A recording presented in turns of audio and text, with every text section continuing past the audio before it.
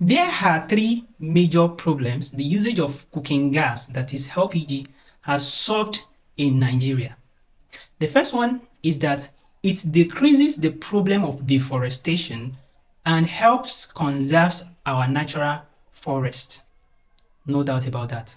And the second one is that the increasing use of cooking gas to cook by Nigerians helps keep the environment cleaner, as the waste diffuses in the air from the use of firewood is being eliminated.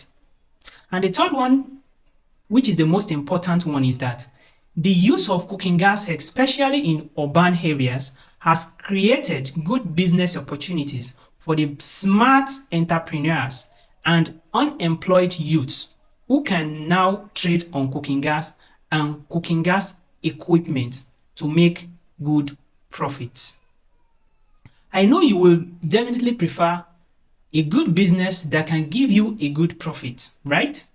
So that's why you need to join the smart entrepreneurs and invest in LPG business now. Yes, I mean the cooking gas business.